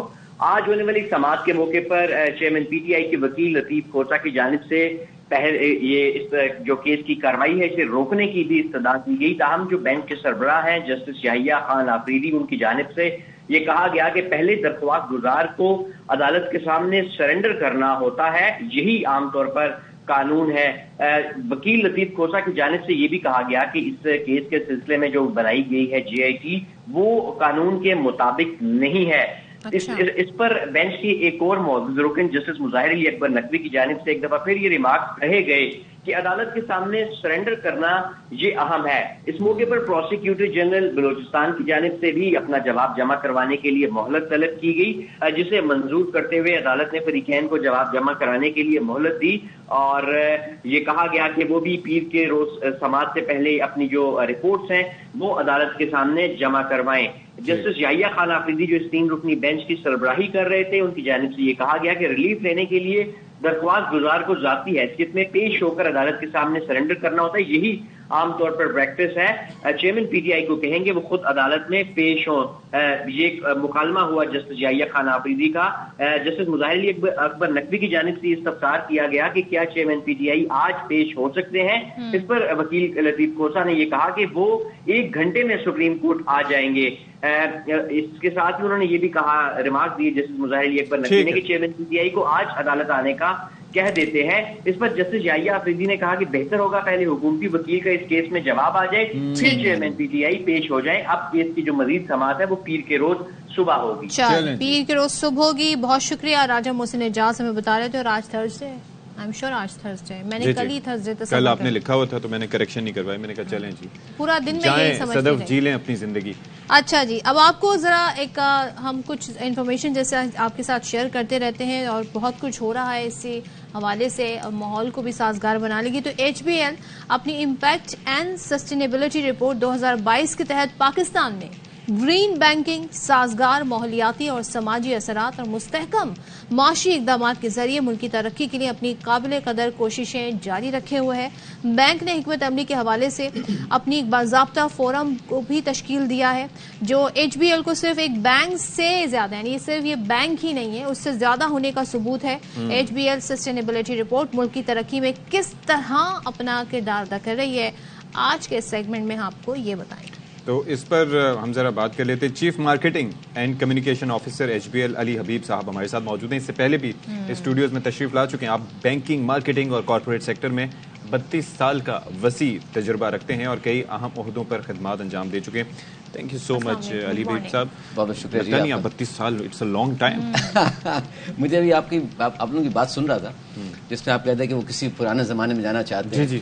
तो हाल ही में मुझे एक रिसर्च देखने का इत्तेफाक हुआ, तो उस जो कि 16 से 34 साल के पाकिस्तानी लोगों पे की गई है, और उसमें पाकिस्तान वो वाहिद मुल्क है जहाँ पे इस तबके के उम्र की कसीर तादाद ये इस जुमले की मुआवनत करती है कि मैं एक ऐसी दुनिया में रहना चाहता या चाहती हूँ जो मेरे वालिदैन की दुनिया थी। क्योंकि हम समझते हैं कि हमारे जो वालिदैन की दुनिया थी, लेस स्ट्रेस, लेस स्ट्रेन, लेकिन पाकिस्तान इस मामले में बहुत एक अनोखा मुल्क है। अच्छा। और मुल्कों में जब उन्होंने रिसर्च की तो पता चला कि वहाँ के लड़के लड़कियाँ या जो यंग तबका है वो कहते हैं कि नहीं, जो आने वाली दुनिया है हम we are looking forward to. आपने क्या क्यों ऐसा है, क्या आपकी अपनी अंडरस्टैंडिंग? मेरी अंडरस्टैंडिंग ये कि कुछ परसेप्शन का मामला भी है, क्योंकि जब हम उन्हीं लोगों से पूछते हैं अच्छा आपकी अपनी जाती जिंदगी कैसी है, तो कहते हैं वो तो बड़ी अच्छी है। तो वो लगता है ये कि वो एक perception of what the reality उस हकीकत में। मेरे फादर ने से अपनी उसी इनकम में घर बना लिए। I still I am not able to do that, तो मेरी हालांकि उनसे कहीं ज्यादा एज कंपेयर। लेकिन अगर आप देखिए तो आप ये देखिए आपकी जो क्वालिटी ऑफ लाइफ है उनके जमाने में बहुत बेहतर है। वो जब वहाँ जब गर्मी आती होंगी तो स्ट्रेन में वही बात करता हूँ ना कि आप कुछ चीजें अच्छी हैं, कुछ चीजें, लेकिन वो मिनहैसुल मजमूई वो बेहतरीन वक्त नहीं था, या मिनहैसुल मजमूई ये बदतरीन वक्त नहीं है। हाँ। मेरा ख्याल में दोनों जगह पे गर्मियों में वहाँ पे पंखे चला करते थे, अब गर्मियों में आप इसी चला रहे होते हैं। बहुत ही गर्मी हो रही है और अपने आप को बड़ा अच्छा महसूस करते हैं। अच्छा जी, जरा हमें बताइएगा कि HBL सस्टेनेबिलिटी रिपोर्ट किन रहनुमा उसूलों पे बनाई गई है और इसकी क्या निकात है, व्हाट आर द फंडामेंटल? थोड़ा सा और उर्दू खदोखाल क्या है? खदोखाल देखिए, इस सबसे पहले ये बात देखना होगी कि जो HBL है वो पाकिस्तान का सबसे बड़ा बैंक भी है और अपनी इसको बैंक कहना भी है, बैंकिंग भी हम करते हैं। हम अपने आप को एक बैंक से बढ़कर तस्वुर करते हैं। 75 साल से तो हम पाकिस्तान में, जब आप कोई भी इदारा किसी भी मुल्क में इतने तवील दौराने के लिए कायम रह जाए तो आप ये समझ सकते हैं कि वो माशरे का एक अहम सुतून बन जाता है। वो बैंकिंग तो हम करते हैं, वो हमारा काम है, लेकिन माशरे को हम क्या वापस कर रहे हैं in the communities that we operate in, I think वो बहुत जरूरी होता है किसी भी एक इदारे के लिए इदारा बनना भी बहुत जरूरी है। And we remember that last time जब आप आए थे तो हम डिस्कस कर रहे थे HBL PSL। जी बिल्कुल, वो मतलब एज ए ब्रांड आप ये देखें कि उसके लिए आप लोगों की कोशिश है। तो आपने जब सदर आपने बात की थी, वो देखिए वो 3 चीजें ऐसी हैं कि हम जो हमारी HBL जो है वो आगा खान डेवलपमेंट नेटवर्क के अक़दार जो है उनको वो फॉलो करता है। उसके नीचे 3 चीज़ों का हम मद्देनजर हमेशा रखते हैं और अपने काम में, यानी कि वो अतियात पे नहीं आता है। ये ज़हन में जोर देना, अतियात की बात नहीं हो रही है। और वो 3 जो मुहर्रिकात हैं वो ये है, एक इंक्लूजन, शमूलियत, 2 सस्टेनेबिलिटी या पायदार तरक्की, उसका सस्टेनेबिलिटी पायदार तरक्की की बात है जी, तसलसल, पायदार तसलसल के साथ तरक्की, और तीसरी चीज़ है कम्युनिटी डेवलपमेंट के माशरे की खुशहाली। ये 3 चीज़ें अगर आप उसको शामिल रखें तो उससे ये वो अक़दार हैं जिसको तहत HBL अपना रोल माशरे में अदा करना चाहता है। और उसके पीछे एक खती रकम भी है। गुज़श्ता 10 साल में तकरीबन 4 अरब रुपए, अच्छा 4 अरब रुपए HBL ने समाजी तरक्की के कामों पे लगाए हैं। किस तरह किए जाएंगे? आपने ये आइडेंटिफाई तो कर लिया? हाँ, वो कर लिया। देखिए उसमें कई चीजें लगा दिए हैं, और ये लगाए किन चीजों पे गए? सेहत आम्मा, تعلیم, فنون لطیفہ, آرٹ, اور معاشرے کی خوشحالی. اب جیسے بھی آپ نے کہا کہ PSL بھی اسی میں آ جاتا ہے, ٹھیک ہے. تو اب اور خود صرف لاسٹ ایئر ہے کہ 2022 میں جس کے اوپر یہ رپورٹ ہے, میں آپ کے ناظرین کو دکھانا چاہوں گا. یہ ہے HBL کی امپیکٹ ان سسٹینیبلٹی رپورٹ, جو انریچنگ لائف, جو کہ آپ, اور اس میں آپ دیکھیں, جب آپ اس کو دیکھیں گی, جب آپ کو, تو آپ کو لگے گا کہ یار یہ تو واقعی میں مور دین جسٹ اے بینک. جو اگر آپ اس رپورٹ کو دیکھیں تو it's more than just a bank. ہم تو بینکنگ بھی کرتے ہیں. تو یہ تمام چیزوں کو آپ دیکھیں, مد نظر رکھیں. تو یہ 3 محرکات ہیں جس کے بنا پہ جو کہ ہمارے AKDN کی بھی ہماری اقدار یہی, تو اسی سے یہ جڑی ہوئی چیزیں ہیں, اور ان 4 چیزوں پہ ہم فوکس کرتے ہیں. اچھا, لیکن how do you measure it کہ ہم جو کر رہے ہیں وہ ٹھیک, اس کی امپلیمنٹیشن ٹھیک طریقے سے ہو رہی ہے, یہ کیسے, ہاؤ ڈو یو, وہ اس کا پورا دیکھیے, اسی اس کا نام امپیکٹ رکھا گیا ہے, امپیکٹ رپورٹ ہے. کہ یہاں پہ صرف وہ نہیں ہے کہ عطیات کی بات نہیں دی جا رہی ہے, پورا بینک کے اندر ایک ہم نے, ہمارے پاس ایک طریقہ کار وضع کیا ہوا ہے کہ جس پروجیکٹ کے ساتھ بھی ہم اپنے آپ کو وہ شریک کرتے ہیں, اس کے ساتھ جا کے ہم خود انوالو ہوتے ہیں. یعنی کہ صرف پیسے نہیں دے دیتے ہیں, بلکہ اس کے ساتھ جا کے انوالو ہوتے ہیں. جیسے حال ہی میں میں آپ کو بتاتا ہوں, ہمارا ایک ڈیولپمنٹ فائنانس کا ایک انیشیٹو ہے جس کے ذریعے تقریباً کوئی 45,000 ایکڑ کے اوپر HBL نے کچھ آزمائشی منصوبے شروع کر رکھے ہیں. 45,000 ایکڑ پہ 550 کسانوں کے ساتھ مل کر کام کر رہے ہیں, اور یہاں پہ جا کے ہم ان کسانوں کو جا کے بہتر کاشتکاری کے طریقے بتا رہے ہیں. اور اس کا فائدہ کیا ہوگا کہ جب یہ, اس سے ان کی ییلڈ بڑھے گی, اور جب یہ ییلڈ بڑھے گی تو ایگریکلچر جو ہے, جو آپ کا زرعی ترقی اور غذائی تحفظ, فوڈ سیکیورٹی, یہ آنے والے دنوں میں پاکستان کے لیے ایک کلیدی حیثیت رکھتے ہیں, پاکستان کی ترقی کے لیے. یہ تعلق بینکنگ سے نہیں ہے. جو یہ ہم 45,000 جو ہم HBL جو اپنے 45,000 ایکڑ پہ جو کاشتکاروں کی جو ان کی جو اسکل سیٹ ہے, ان کی جو طور طریقہ ہے کاشت کرنے کا, کاشتکاری کے طریقے بیٹر فیسلٹیز پرووائڈ وہ کرنے کا, ان کو بتانے کے لیے کہ بھائی کس طریقے سے فصل صحیح طرح لگائی جائے, کس طریقے سے کس طرح صحیح طرح بیچا جائے. تو ہمارے پاس ایگرونومسٹ ہیں. تو اسی لیے جب آپ کو کبھی انشاءاللہ میں اس کو لے کے جائیں گے تو آپ کہیں گے اس کا تعلق بینکنگ سے تو نہیں, میں یہی پوچھ رہی تھی, ہمارے معیشت سے کوئی بھی پروجیکٹ شروع ہوتا ہے, حکومت بھی اگر کوئی بڑا منصوبہ پلان کرتی ہے, بیوروکریسی, یہ والے مسائل اتنے ہوتے ہیں, اتنے ہرڈلز کریٹ ہوتے ہیں.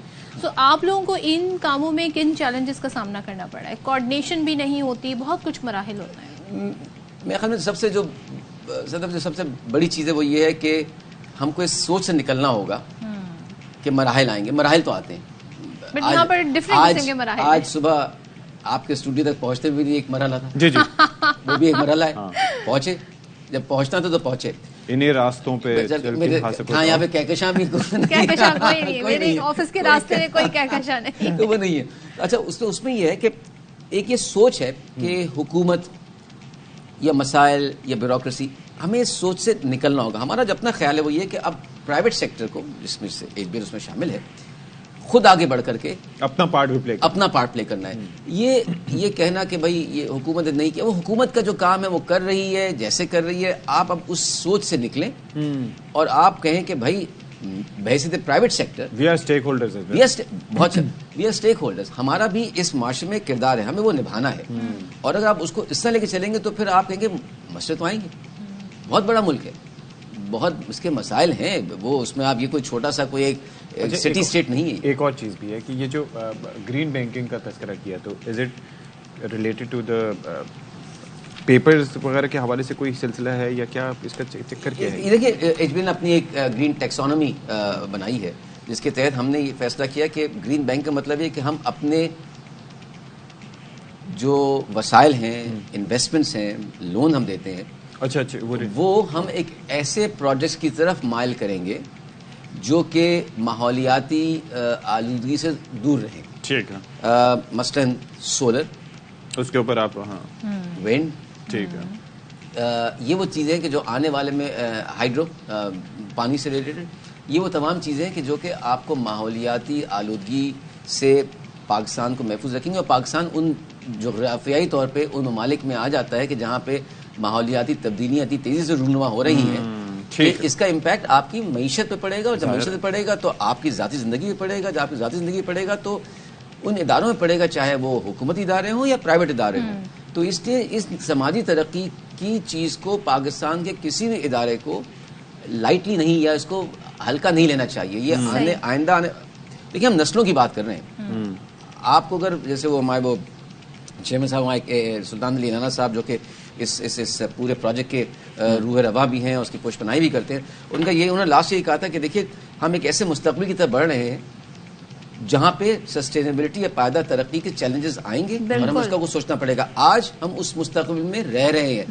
کیوں رہ رہے ہیں آپ کو پریسائزلی. اور میں ایک چیز ایڈ کروں گا بفور تھینکنگ یو کہ ہمیں ریئیکٹ کرنے والی نیچر سے کہ یہ ہو گیا تو ہم یہ کریں گے، ہمیں رسپونڈ کرنے کی نیچر پہ جانا ہوگا. یعنی کہ پہلے سے پلان کرنا ہوگا کہ آج سے 5 سال بعد 10 سال بعد یہ ہو سکتا ہے، تو ہمیں اس کے لیے تیار رہنا چاہیے.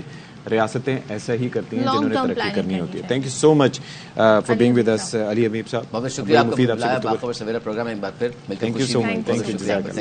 تو جناب آپ نے دیکھا کتنا زبردست ایک گفتگو رہی. اور دیکھیں پرائیویٹ سیکٹر ہر کسی کو، ہم یہ حکومت پہ سارا بوجھ ڈال دیتے ہیں، اور ظاہر ہے کہ حکومت کا جو بھی کردار ہو اپنے حساب سے، ان کی کیپیسٹی کیا ہے، کیا چیزیں ہیں، نیت کیا ہے، وہ اپنی جگہ، لیکن ہماری نیت کیا ہے ایز این انڈیویجول.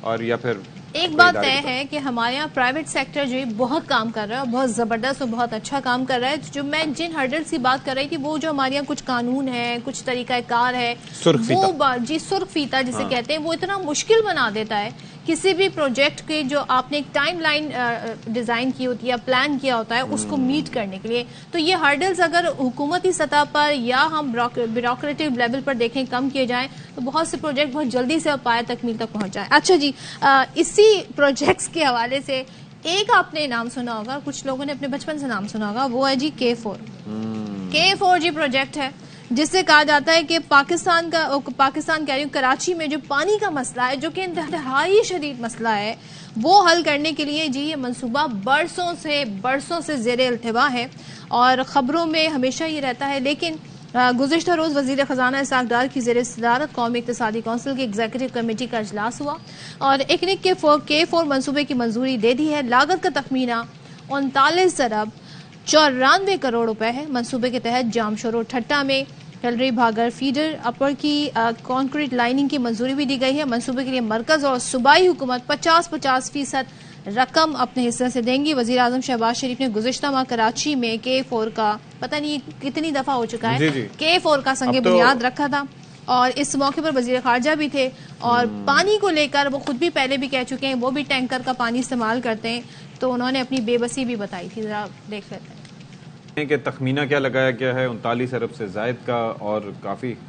تو اس بارے میں ہم بات کر سکتے ہیں کہ یہ کتنا مفید ہو سکتا ہے، کیا ہو سکتا ہے. مصطفیٰ کمال صاحب MQM پاکستان کے رہنما ہمارے ساتھ موجود ہیں اور کافی درد رکھتے ہیں شہر قائد کے مسائل کے حوالے سے. تو مصطفیٰ کمال صاحب، ظاہر ہے کہ یہ ایک ایسا منصوبہ ہے جس کے حوالے سے کافی عرصے سے بچپن سے ہم سنتے آ رہے ہیں کہ یہ بنے گا تو پانی کے مسائل حل ہوں گے. درمیان میں ہم نے کہیں یہ سنا تھا کہ اس کے تو جو پائپ لائن تھی وہ بھی گل گئی، بک گئی، چوری ہو گئی، نہ جانے کیا کیا ہو گیا. نہ جانے کتنی بار سنگ آپ بنیاد کتنے پر امید ہیں اس منصوبے کو لے کے؟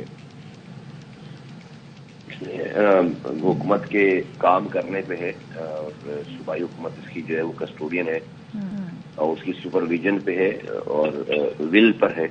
اور K3 اس سے پہلے بنا ہے، ہمارے دور میں بنا ہے K3 اور یہ کنسیو ہوا تھا ہمارے زمانے میں. اس پہ ڈیلیز کی گئی، پہلے کہا گیا کہ اس کا ڈیزائن ٹھیک نہیں ہے، کئی سال لگا دیے، پھر اس کے بعد کہا نہیں ٹھیک ہے ڈیزائن سارا.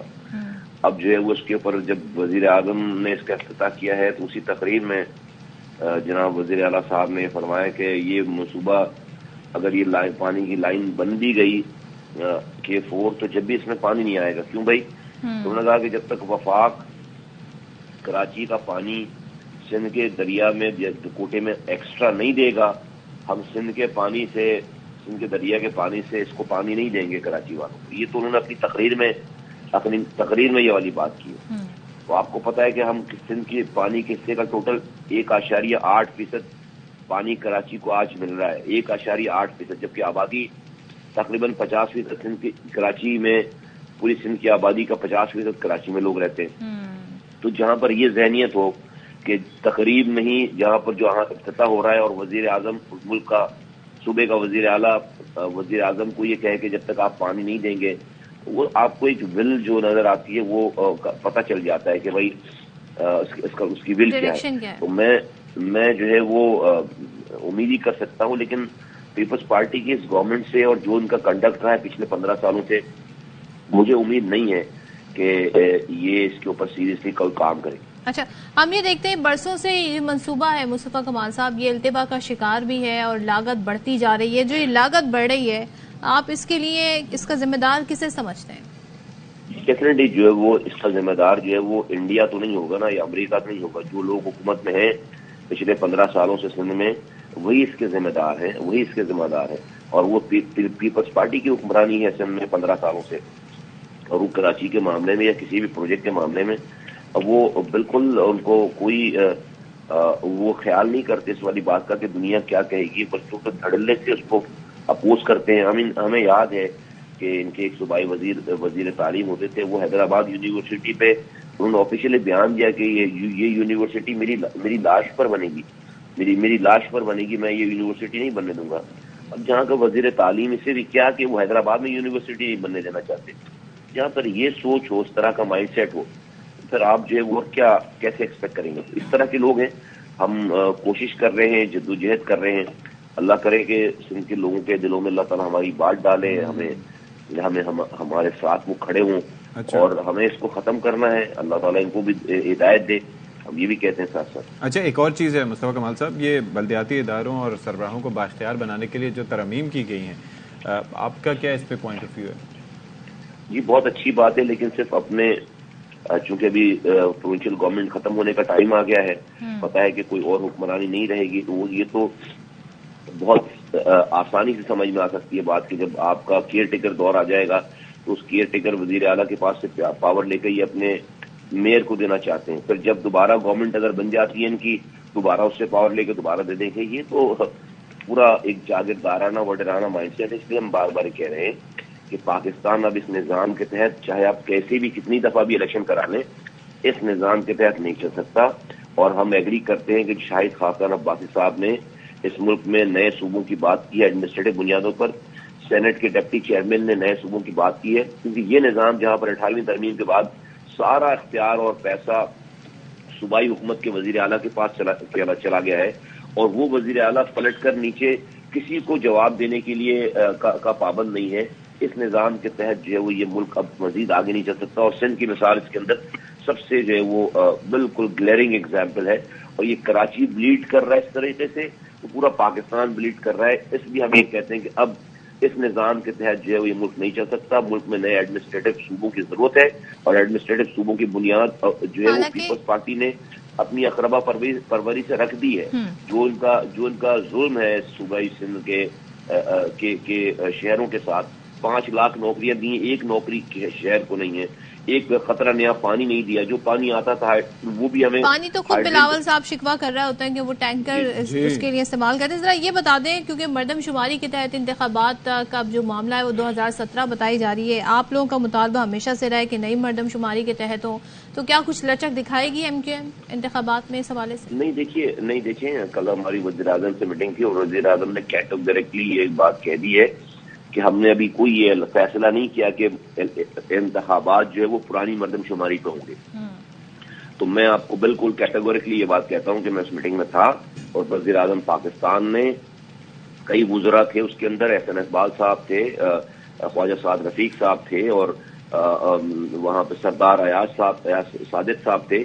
ہماری طرف سے خالد مقبول صدیقی صاحب تھے، اور فاروق ستار اور گورنر صاحب تھے، اور میں خود موجود تھا. اور انہوں نے کہا کہ کوئی ایسا فیصلہ بھی نہیں ہوا ہے کہ جہاں یہ کہا جا سکے کہ انتخابات جو ہے وہ پرانی مردم شماری پہ ہوں گے. تو میں اتنا کہہ سکتا ہوں آپ کو. ٹھیک ہے مصطفیٰ کمال صاحب، تھینک یو سو مچ. اور مصطفیٰ کمال صاحب کو ویسے کوئی امید نہیں ہے. انہوں نے کہا کہ 15 سال سے یہ حکومت ہے یہاں پہ، اور منصوبے کے حوالے سے بھی انہوں نے جو گفتگو کی وہ آپ کے سامنے ہے.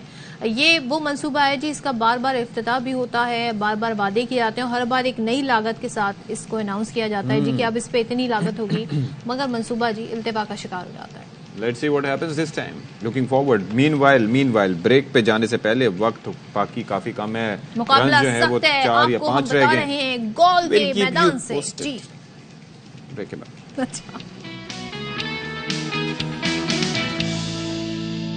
آج 20 جولائی 2023 ہے اور 20 جولائی 2023 میں پاکستان کی جمعرات کا دن ہے. وقت ہو رہا ہے 36 منٹ ہو رہے ہیں اور آپ یہ دیکھیے کہ اس وقت ہوا ہے سلسلہ کہ پاکستان نے ایک سال کے اندر پہلا ٹیسٹ میچ جیتا ہے. They deserve clapping. جی ہماری ٹیم کو کلیپنگ دینی چاہیے. Hats off to them. ان کی کوششیں اور یہ سارا جی کریڈٹ جاتا ہے. اب میں کہوں گی جو میچ کا پانسا جہاں سے پلٹا تھا وہ سعود شکیل کی جو اننگ تھی اس نے میچ کا پانسا پلٹا. شاہد ہاشمی نمائندے خصوصی برائے کھیل ہمارے ساتھ ہے. شاہد صاحب گڈ مارننگ ٹو یو. بڑی اچھی خبر کے ساتھ آج آپ سے گفتگو ہو رہی ہے اور پاکستان نے گولڈ ٹیسٹ جیت لیا ہے. سال کی پہلی جیت, کیا کہیں گے؟ بالکل ایسا ہی ہے اور پاکستان نے جس طرح انگلش میں کہتے ہیں made a heavy weather of it, وہی کیا پاکستان نے. پاکستان کی ٹیم نے صرف 131 رنز بنانے کے لیے 6 وکٹیں گنوا دی اور یہ اچھا ہوا کہ امام الحق نے ایک بڑی زبردست اننگز کھیلی. انہوں نے ٹیسٹ ڈیبیو پر بھی اپنے آئرلینڈ کے خلاف اسی طرح کی اننگز کھیلی تھی جب پاکستان نے 164 رنز کا ہدف بنانے کے لیے بڑی مشکلات کا سامنا کیا تھا اور امام نے وہاں بھی 74 رنز بنائے تھے. 50 رنز بنا کر ناٹ آؤٹ رہے. بڑی اچھی باری کھیلی. گو کہ پاکستان کی بیٹنگ میں بڑی ڈیپتھ تھی لیکن اتنے رنز بنانے کے لیے 6 وکٹیں گنوانا سمجھے کہ پاکستان نے برا کیا, اچھی بیٹنگ نہیں کی. اچھا تو لائک بیٹنگ اچھی, اچھا میں کرٹیسائز نہیں کر رہا لیکن میں یہ جاننا چاہ رہا ہوں کہ there has been an issue اور آج کل تو آپ کو پتہ ہے ود دا ٹیکنالوجی کافی لوگ سیکھتے بھی ہیں. بابر اعظم جس طرح سے آؤٹ ہوئے اور لیفٹ آرمر پہ, تو واٹ ڈز دیٹ انڈیکیٹ؟ یہ ایک چنک ان دی آرمر ہے بابر کے. بالکل ہے. اس طرح کی بالر کے اوپر وہ آؤٹ ہوتے ہیں لیکن بابر اعظم کو اس کے اوپر سخت محنت کرنی پڑے گی. اس لیے کہ جس طرح ان کو کہا جاتا ہے کہ وہ ورلڈ کلاس پلیئر ہیں, وہ وائٹ بال میں بہت ہی اچھی کارکردگی دکھاتے ہیں, تو انہیں اس طرح پہلی اننگز میں بھی وہ تقریباً عجیب و غریب انداز سے سیدھا کھیلنے گئے اور گیند اچھل گئی اور کیپر نے انہیں کیچ آؤٹ کر دیا. دوسری اننگز میں بھی وہ اسی طرح سے تقریباً آؤٹ ہوئے کہ جس کے بابر اعظم جس کے مستحق نہیں ہوتے. اور ذرا ہم اگر بات کر لیں شاہد صاحب عبداللہ شفیق کے حوالے سے, پھر شان مسعود کے حوالے سے, نعمان علی 0 پر آؤٹ ہوئے, پھر سرفراز کی بات کر لیں, تو یہ آپ کیا انڈیکیٹ کرتا ہے جو ہماری بیٹنگ کی گئی ہے بیٹرز کی جانب سے؟ بالکل اسی طرح کرتے ہیں. عبداللہ شفیق کے لیے سب لوگ یہی کہتے ہیں کہ وہ بہت ہی ٹیلنٹڈ ہیں. انہیں 2 پاکستان کے بہت ہی اچھے جو جن کی کرکٹ میں بڑی خدمات ہیں, منصور رانا اور مصباح الحق, انہوں نے سلیکٹ کیا تھا آؤٹ آف نو ویئر. ان کا زیادہ فرسٹ کلاس کا ایکسپیرینس بھی نہیں ہے. ان کو یہ کہہ کر کہ وہ بڑے ٹیلنٹڈ پلیئر ہیں. تینوں فارمیٹ میں انہیں پاکستان نے موقع دیا, T20 میں, ون ڈے میں, ٹیسٹ میں, لیکن باوجود ٹیلنٹ ہونے کے ساتھ پچھلے ٹور پر انہوں نے ایک بڑی زبردست اننگز کھیلی تھی 160 رنز کی اور پاکستان کو گولڈ ٹیسٹ بھی جتوایا تھا. لیکن وہ پچھلی 11 اننگز میں بہت بری طرح سے ناکام ہوئے. صرف ایک ان کا جو ہائیسٹ اسکور ہے 11 اننگز میں وہ 45 رن. تو ٹیم کو سوچنا پڑے گا. پاکستان ٹیم اچھا ہوا کہ یہ ٹیسٹ میچ جیت گئی ہے, تو اب انہیں محمد ہریرہ کو چانس دینا چاہیے. ینگ لڑکا ہے جس نے پچھلے 2 ڈومیسٹک سیزن میں پاکستان میں سب سے زیادہ اسکور کیا. اور اب نیکسٹ ہمارا ٹیسٹ میچ کب ہے شاہد صاحب؟ 24 تاریخ سے یہ دوسرا ٹیسٹ میچ کولمبو میں ہوگا, SSC کرکٹ گراؤنڈ میں. تو پاکستان کو اب دونوں ٹیسٹ میچ جیتنے چاہیے. پچھلی دفعہ بھی یہی ہوا تھا کہ پاکستان پہلا ٹیسٹ تو جیت گیا تھا لیکن پھر دوسرا ٹیسٹ ہار گیا تھا. تو اب یہ کوشش کرنی چاہیے کہ دونوں ٹیسٹ جیتیں تاکہ سیریز بھی جیتیں اور ورلڈ ٹیسٹ چیمپئن شپ میں پاکستان کے پوائنٹس کی تعداد ذرا زیادہ ہو. اور آپ کو ہمیشہ اپنی سے تھوڑی سی جو کمزور ٹیم ہوتی ہے اس سے سارے میچ جیتنے چاہیے. کر لیتے ہیں. یہاں پر دوران ڈکیتی ایک قتل ہوا جس پر دکانداروں نے نیو سبزی منڈی کے خلاف, نیو سبزی منڈی کے قریب احتجاج کیا. اچھا سپر ہائی وے کے دونوں ٹریک اس پر ٹریفک کے لیے بند ہو گئے. یہ مناظر آپ دیکھ رہے ہیں, دے آر ویری ڈسٹربنگ. صبح بسم اللہ مارکیٹ میں فائرنگ ہو گئی تھی, ڈکیتی کے دوران فائرنگ کی گئی تھی اور اس کے نتیجے میں ایک شخص جاں بحق ہوا تھا, ایک زخمی ہوا تھا. بہت الارمنگ ہے یہ سچویشن. نذیر شاہ سے ذرا ہم جان لیتے ہیں کیونکہ آئی گیس وہاں پر ہم دیکھ رہے ہیں کہ اس کے بعد سے ہی پولیس مظاہرین سے مذاکرات بھی کرے, احتجاج کا سلسلہ جاری ہے, وہاں پہ ٹائر شائر جلائے گئے. نذیر بتائیے گا صورتحال کیا ہے؟ دکانداروں کا احتجاج جاری ہے؟ ہاں بالکل. دیکھیں صدف, میں اس وقت اس موقع پر موجود ہوں. یہاں پر بہت بڑی تعداد میں جو مظاہرین احتجاج کر رہے ہیں جن کا کہنا ہے کہ نیو سبزی منڈی بسم اللہ مارکیٹ کے قریب 2 نامعلوم مسلح موٹر سائیکل سوار نے جو فائرنگ کی تھی جس کے نتیجے میں ایک تاج محمد جاں بحق ہوا تھا, जबकि अवैस और दीगर जो है 2 अफराद इसमें जख्मी हुए थे, जिसके बाद इनकी जानिब से अब कराची से हैदराबाद जाने वाली और हैदराबाद से कराची आने वाली दोनों सड़कों को मुकम्मल तौर पर बंद कर लिया गया है। ये कराची से हैदराबाद जाने वाली सिर्फ यही एक मरकजी सड़क है जिससे रोजाना सैकड़ों हजारों की तादाद से न सिर्फ लोग यहाँ से दरूने मुल्क जाते हैं बल्कि वापस भी आते हैं। इस वक्त यहाँ पर मैं मौजूद हूँ, यहाँ हजारों गाड़ियाँ फंसी हुई हैं। पुलिस और रेंजर्स की जानिब से जो मुजाहिरीन हैं उनसे मुज़ाकरात की कोशिश की जा रही है, लेकिन हम यहाँ देख रहे हैं कि अलग अलग मकामात पर इन्होंने टायर और झाड़ियाँ और लकड़ियाँ रखकर आग भी लगाई है और इनका यही कहना है कि इस कत्ल में मुलव्विस अनासिर को फिलफौर गिरफ्तार किया जाए और पुलिस की सबसे पहली कोशिश ये कि सड़क को किसी तरीके से खुलवाया जाए ताकि जो लोग फंसे हुए काफी देर से उनको निकाला जा सके। जी ठीक है, वजीर आगा करे थे। Welcome back once again. और आपको बताएं कि जी कच्चे के जो डाकू हैं उन्होंने अब अपनी स्ट्रेटजी चेंज कर दी है। अब वो निशाना बना रहे हैं मासूम बच्चों को और 2 सूबों की पुलिस है। 2 महीने तक ये ऑपरेशन जारी रहा है लेकिन नतीजा सिफर है और गुज़िश्ता 1 माह के दौरान 7 बच्चों और खातून समेत 30 से ज्यादा अफराद को अगवा किया जा चुका है। पुलिस अभी तक बाजियाबी कराने में नाकाम दिखाई दे रही है। 7 बच्चे जो अगवा हुए उनके बारे में भी कुछ पता नहीं चल सका है। अच्छा। इस वक्त जो उनके घर वाले हैं वो काफी ज्यादा कंसर्न है कि क्या जाहिर है कि इतने लोग अगवा होंगे तो कैसी चीजें मैनेज होगी। लाला असद पठान हमारे साथ मौजूद है। लाला, पूरे 1 महीने तक या उससे ज्यादा ही ऑपरेशन चलता रहा, उसका बड़ा चर्चा रहा, तस्करा रहा, हो क्या रहा है ये? देखिए इशफाक, आपके प्रोग्राम में मैं बार बार इस बात का जिक्र कर चुका हूं कि पुलिस के बस की बात नहीं है। डाकुओं में जो तकरीबन 10 से 12 गैंग ऑपरेट कर रहे हैं उनमें तेगानी कबीले का गैंग है, भंगवार कबीले का गैंग है, शर कबीले का गैंग है, कोश कबीले का गैंग है, ममदानी कबीले का गैंग है। इस तरह और मुख्तलिफ ट्राइब्स हैं, उनके गैंग्स हैं जो अंदर टूवर्ड्स शिकारपुर से लेकर घोटकी तक दरिया के दोनों तरफ जो है वो ऑपरेट कर रहे हैं। ये बड़े मुनज़्ज़म गैंग हैं और ये वक्त के साथ चलते चलते क्योंकि इनके खिलाफ ठोस कार्रवाई नहीं हो सकी तो ये बहुत ही ज्यादा ताकतवर हो गए। इनके पास जदीद असला है, इनके पास पैरा मिलिट्री फोर्सेस के मुकाबले का असला है और पुलिस के पास ऐसा असला है नहीं। पुलिस ने जितने भी अटेम्प्ट अंदर किए हैं किसी भी तरफ से, चाहे सक्कर की तरफ से, शिकारपुर की तरफ से, कश्मीर की तरफ से या घोटकी की तरफ से, हमेशा उनको पसपाई हुई है और बहुत बड़ी तादाद में उनकी जाने गई हैं। अफसरान भी शहीद हुए हैं और एहलकार भी शहीद हुए हैं। इसके लिए इस नासूर को, इस कैंसर को खत्म करने के लिए पाक फौज को आना पड़ेगा। जिस तरह छोटू बकरानी के खिलाफ एक ऑपरेशन ऑपरेट किया था पंजाब में पाक फौज ने और उन्होंने आके सरेंडर कर दिया था। हाँ। जैसे डाकू को पता चला कि पाक फौज आ गई है उन्होंने फौरी तौर पर सरेंडर किया। उसकी वजह यह थी कि उनको पता था कि अब हम यहाँ से हमारी लाशें बाहर जाएंगी, इससे अच्छा है कि कुछ जिंदगी जो जेल में गुजर जाएगी तो वो जिंदा तो रहेंगे। इसी तरह एक बेहतरीन किस्म के ऑपरेशन की जरूरत है यहाँ पर और वो पाक फौज उसको लीड करे ताकि इस नासूर का खात्मा हो। सिंध के लोग, न सिर्फ सिंध के लोग इनसे परेशान हैं अगवा बराए तावान से, बल्कि बलूचिस्तान के लोगों को अगवा किया जाता है, पंजाब के लोगों को बड़ी तादाद में अगवा किया जाता है और केपी के लोगों को भी। तो जाहिर इनके घर वाले कितने परेशान हो गए। उस दिन इरफान समूह कह रहे थे एक बच्चा बाजियाब हो गया, लेकिन आपके पास क्या मालूमात है बच्चे बाजियाब हुए कि नहीं, इसमें क्यों नाकामी? देखिए अभी तक कोई भी वहां से बाजियाब नहीं हुआ है। तकरीबन 10 से 12 लोग उनके पास डाकुओं के पास मौजूद हैं जिसमें ये बच्चे भी शामिल हैं। MS वाबडा जो है वो गुड्डू का नायब साहब वो भी वहां पर हैं। 2 हिंदू कम्युनिटी से ताल्लुक रखने वाले अफराद भी उनके कब्जे में हैं। एक तो मुखी है उनका बड़ा है उसके तंजीम का। तो 10 से 12 लोग अभी भी जो है वो मुगवी हैं, डाकुओं के पास मौजूद हैं और डाकू बरमला सीधा सीधा तावान का मुतालबा कर रहे हैं और पुलिस से भी तावान का मुतालबा कर रहे हैं कि अगर से किसी को वापस करवाना है तो पुलिस भी पैसे भरे या उनके मुर्सा पैसे भरे या सिंध हुकूमत पैसे भरे।